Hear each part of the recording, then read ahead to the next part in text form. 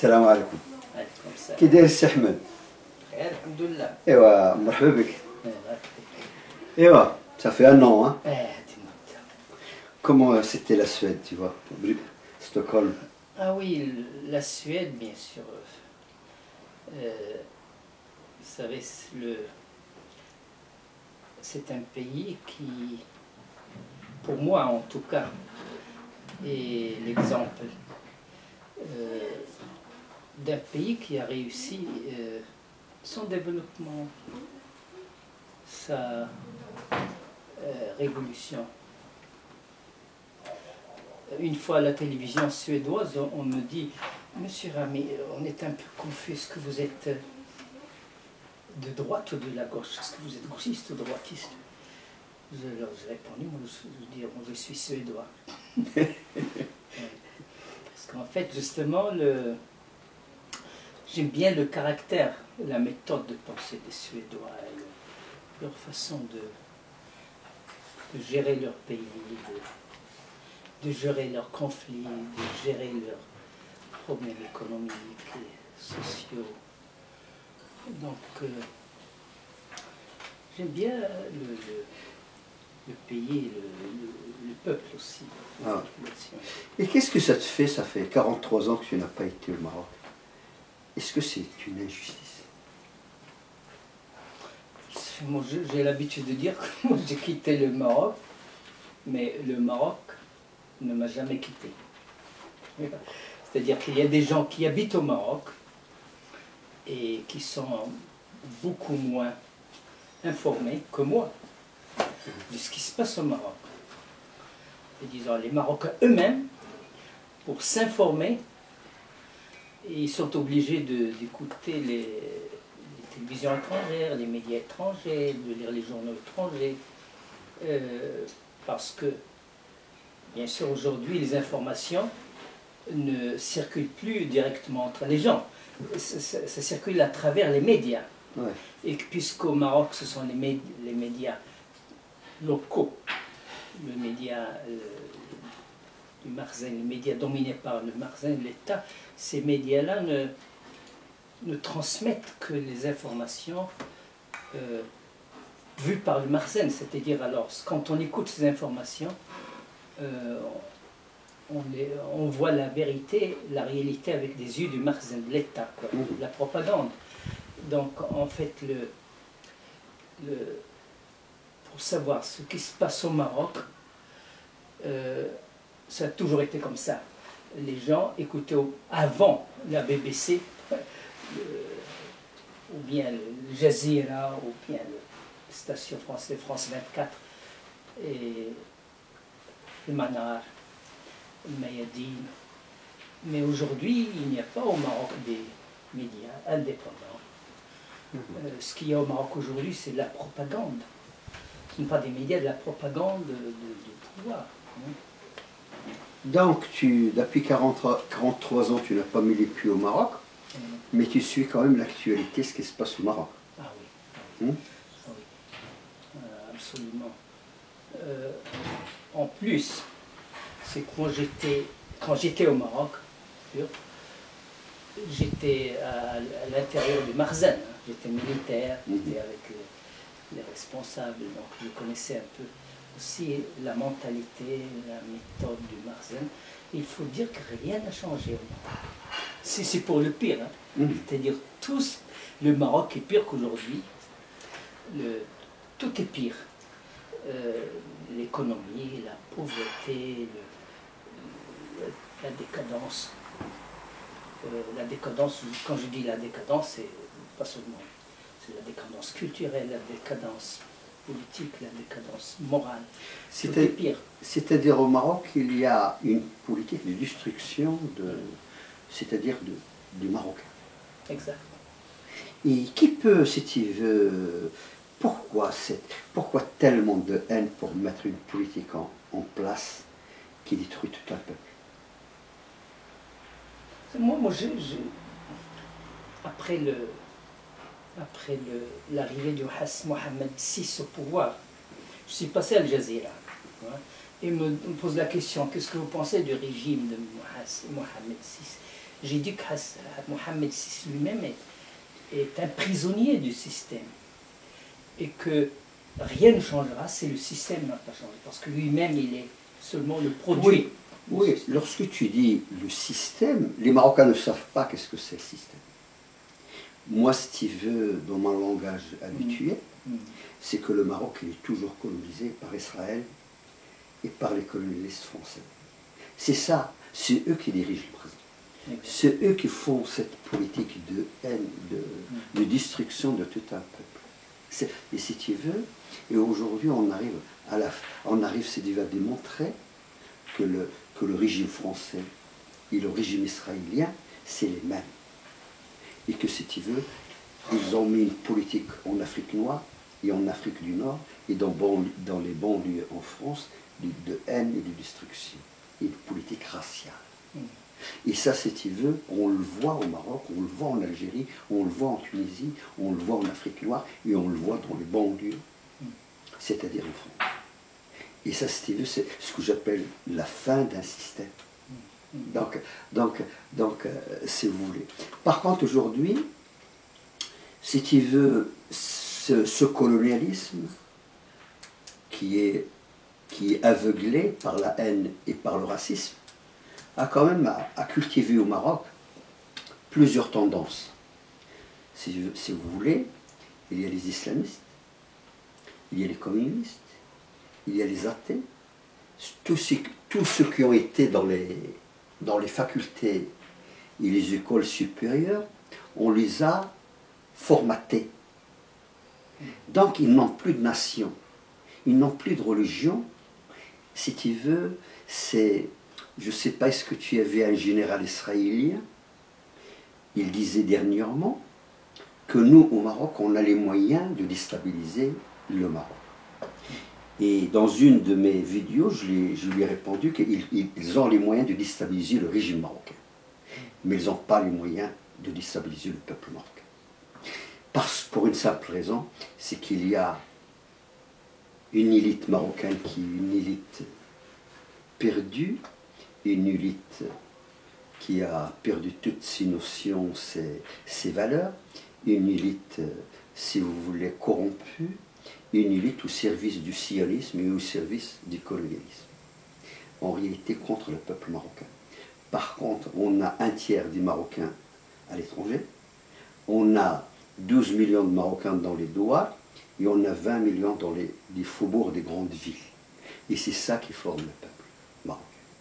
Donc, si vous voulez, la réponse à ce général, c'est que si tu veux, les gens que vous avez formatés depuis une trentaine, une quarantaine d'années ne représentent pas une grande masse pour faire face au peuple marocain. Donc, le problème qui est posé demain, c'est que nous sommes, le Maroc, il est à la porte d'une grande révolution. Il y aura des règlements de compte entre les traîtres, le pouvoir, le Mkhzen et le peuple marocain. Et dans ce contexte, si tu veux, il n'y aura pas d'intervention étrangère. On va régler les problèmes entre Marocains. Comme il me disait un colonel, il me dit on ferme la frontière et on règle le problème entre Marocains, entre les traîtres et le peuple marocain. Donc, si tu veux, on arrive, moi personnellement, je vois qu'on arrive à la fin d'un système. Et le Maroc va retrouver sa liberté, va retrouver son indépendance et va retrouver son intégrité. Son intégrité. Et si tu veux, aujourd'hui, le système est déstabilisé complètement. Tu le vois, on voit quand même des petits, pas la classe moyenne, mais plus petits que la classe moyenne, qui quittent le Maroc, ils veulent fuir à l'étranger. Ils veulent venir, soit en Espagne, soit en Italie, soit en France, pour assurer la sécurité de leurs enfants et de leurs biens. Donc, ce phénomène existe aujourd'hui. Ce n'est pas simplement ceux qui sont plus près, tu parlais. Ce n'est pas simplement les grandes familles, les plus grands voleurs, qui ont des alliances avec les juifs et les colonialistes. C'est aujourd'hui une petite, si tu veux, une petite bourgeoisie, vraiment petite, qui est en train de quitter le Maroc pour dire « je veux sauver ce qu'il y a à sauver ». Seulement, il y a aussi, c'est-à-dire, on peut toujours voir la réalité de différentes façons. Et dans ma vision, moi, c'est que c'était un écrivain algérien qui a dit une fois que si nous étions colonisés, c'est que nous étions colonisables. C'est Ben Nabi qui a dit ça. Et je crois qu'il a beaucoup raison dans cette information, car en fait, le Maroc, depuis maintenant plus de 3-4 siècles, le Maroc, les Marocains dorment. C'est-à-dire, si le colonisme est entré officiellement en 1912, c'est que, et en Algérie même avant, plusieurs générations avant, c'est que les portes, nos portes, sont ouvertes, bien ouvertes. Pourquoi? Parce qu'en fait, comme on dit, la faiblesse est provocatrice. Quand on est faible, on provoque l'appétit de l'ennemi. Quand le colonialisme est arrivé, il n'y avait pas... C'est-à-dire, d'abord, c'est lui-même le roi colonialiste qui a fait appel à l'intervention, à l'occupation étrangère pour le protéger. C'est pour ça qu'on a appelé cette occupation, on l'a appelée d'ailleurs officiellement protectorat. C'était pour protéger le régime corrompu colonialiste. Et donc, en fait,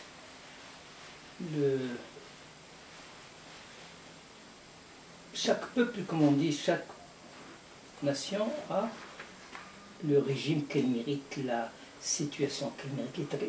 Prenons des exemples, par exemple. On ne peut pas aujourd'hui, comme ça, envahir les États-Unis ou la France ou l'Allemagne. Toutes les grandes empires, même les grands empires ont été détruits de l'intérieur, pas de l'extérieur. Si on prend même par exemple le dernier exemple, c'est l'Union soviétique. C'est effondré de l'intérieur.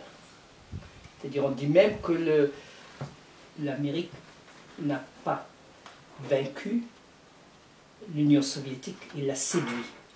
Donc l'Union soviétique, en fait, il s'est effondré de l'intérieur. Et si on prend aussi, par exemple, tous les empires, l'empire pharaonique égyptien, l'empire perse, l'empire romain, l'empire chinois, tous ces empires sont effondrés de l'intérieur. Pas par des coups extérieurs, mais par bien sûr. Les maladies qu'ils portent de destruction interne. Mais c'est ce qui va se passer en France. Ouais. La France a colonisé l'Afrique noire, a colonisé l'Afrique du Nord, et si tu veux, il a peuplé les banlieues, si vous voulez, des Africains. Nous sommes aujourd'hui plus de 22 millions, si vous voulez, d'Africains qui ont la nationalité française. Il y a plus de 6 millions d'étrangers qui travaillent en France qui sont d'origine africaine. Donc, si tu veux, il y a une communauté en France qui n'a pas de statut. Ils ne sont ni représentés ni dans la police, ni dans la gendarmerie, ni dans la justice, ni au niveau des fonctionnaires. Si tu veux, on ne sait pas est-ce qu'ils sont des esclaves, ou ils sont décolonisés, on ne connaît pas leur statut. Et c'est pour ça que la France aujourd'hui va être déstabilisée de l'intérieur. Donc elle a des problèmes en Algérie, il a des problèmes au Maroc, il a des problèmes en Tunisie, il a des problèmes en Libye, il a des problèmes en Afrique noire. Et tout ça, et la France aujourd'hui n'a pas les moyens ni de contrôler ce qui se passe à l'extérieur, ce qui se passe, si tu veux, à l'intérieur de la France. Et c'est la fin de cette France puissante, cette France colonialiste, cette France fasciste, c'est la fin. Donc, mais ce qui nous concerne, pourquoi nous les Marocains, c'est-à-dire sur les 3 générations, c'est les 3 dernières générations, pourquoi la première génération a trahi? Ils ont dit qu'on a l'indépendance et en réalité on n'avait pas d'indépendance. Pourquoi la deuxième génération a cautionné, c'est-à-dire un pédéraste, un homme qui n'a aucune compétence. Et qu'aujourd'hui, le Maroc se trouve dans une situation d'explosion de l'intérieur et de l'extérieur. Donc, le fond, si tu veux, on ne peut pas... Moi, je ne suis pas d'accord pour culpabiliser le peuple marocain. Je suis dur avec l'élite marocaine qui a trahi sa mission. Et qui a, si tu veux, menti, et qui a semé, si tu veux, le désordre, la corruption. Et aujourd'hui, on se trouve dans une situation économique, sociale, explosive. Et le problème, c'est que lorsque aujourd'hui la situation est explosive, comme je l'ai écrit et je l'ai dit, la première génération de Belbarka et de l'El-Fassi ont trahi le peuple marocain. La deuxième génération ديال الكلب ديال الوزير الاول سميتو داك الطنجاوي يعني مع ont trahi pour mettre le Mohamed VI au pouvoir. Et aujourd'hui, moi j'ai confiance à une jeunesse marocaine qui va faire la révolution. Mais quel genre de révolution on va choisir? Parce que le peuple, il y a un tiers des Marocains extérieurs qui sont liés à la terre du Maroc, qui sont liés au peuple marocain et qui ont une idéologie musulmane. Et on a au Maroc, si tu veux, le régime marocain qui s'appuie sur l'islam a financé, a crié, a éduqué des gens pour se battre contre l'islam, pour se battre contre les Marocains, pour se battre contre, c'est-à-dire nos valeurs marocaines. Donc, tu vois, il est Amir al-Mouminin, mais en réalité, il fait le travail des Juifs pour avoir un ennemi extérieur. Et moi, ce que je dis, ce que tu es ennemi extérieur, il ne fait pas peur. C'est des petits marginaux qui n'ont, si tu veux, pas d'importance au niveau du peuple. Tu vois, je veux dire, le problème peut être réglé vite fait. Parce que, si tu veux, la chance qu'on a, c'est que ces marginaux, si tu veux, ils haïssent la terre du Maroc, ils haïssent la religion marocaine, ils ne sont pas marocains. Ils ont une idéologie internationaliste, une idéologie judaïsée. C'est-à-dire, tu attaques le Maroc, tu attaques la religion musulmane, mais il ne faut pas attaquer les Juifs qui colonisent le Maroc. Mais notre problème, il est simple. C'est que, si tu veux, le peuple descend dans la rue et le problème, il est réglé. Et prendre le petit roi et le juger pour les crimes qu'il a commis contre l'humanité et contre le peuple marocain. Et puis, la révolution marocaine, si tu veux, personne ne peut venir de l'extérieur, ni la France, ni Israël, ni les États-Unis, ni si tu veux, les pays du Golfe, parce que le Maroc a une puissante, si tu veux, immigration en Europe, qui peut déstabiliser beaucoup de monde. Et c'est ça la chance du Maroc. Et voilà, assalamu alaikum wa rahmatullahi ta'ala wa barakatuh. Tu y es maintenant. Stop. Voilà. Stop.